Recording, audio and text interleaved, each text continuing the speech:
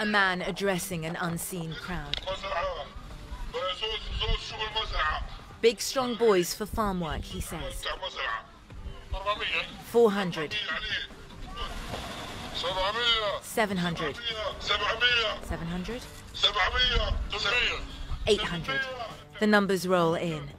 These men are sold for 1,200 Libyan pounds, $400 apiece. This footage, obtained by CNN, is a scene from a modern-day slave auction in Libya, where 3 men were sold for the equivalent of $800 US.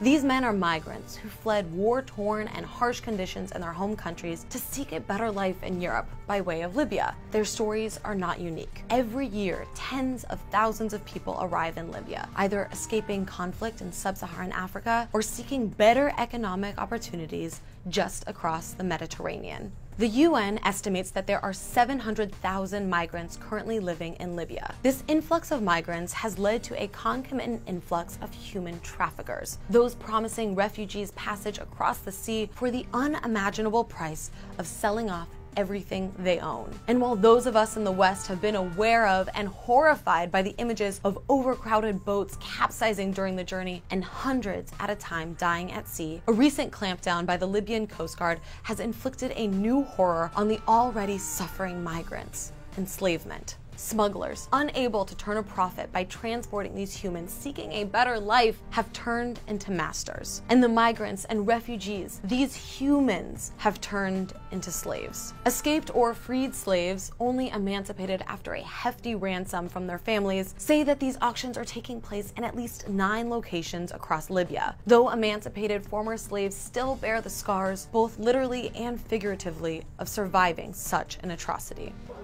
Merciless beating. If you look at most of the people here, if you check their body, you see the mark, they're beating with electric. Even your boot, or they took something like a sharp object. Understand?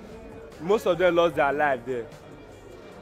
I was there, the person who came to buy me give the man money. They take me home.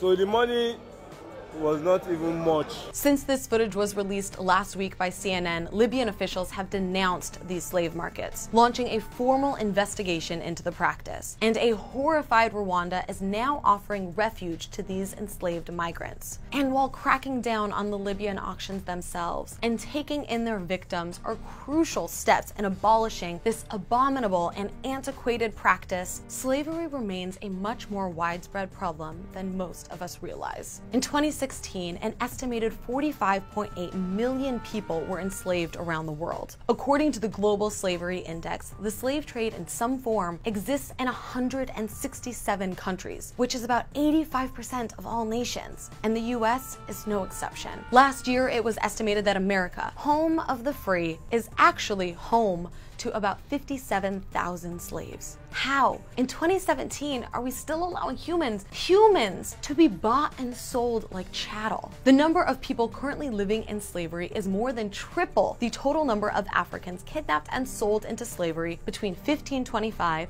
and 1866, and more than 10 times the number of slaves living in the US in 1860. We are moving in the wrong direction to the point where we are now condemning 45.8 million people to suffer one of the most unconscionable, abhorrent human rights abuses in the history of the human race. To combat the scourge of human slavery, governments need to take serious action. They need to ensure and protect the rights of all their citizens, and they need to provide basic necessities like food, water, and healthcare to prevent migrant and refugee crises in the first place. And in the meantime, they need to welcome and protect populations fleeing conflict and human rights abuses in their home countries. We cannot stand idly by while our brothers and sisters around the world are enslaved and treated like property. Today, more than 45 million people worldwide are being denied the most fundamental of freedoms. And if the global community fails to act to end this unspeakable evil, we not only abrogate our responsibility to our fellow human beings trapped in bondage, but we become complicit in their enslavement as well. We must raise our voices and demand freedom for those who can't. Raise your voice by sharing this video and spreading awareness about this epidemic, following me at Hannah Cranston, and as always, thanks for watching TYT.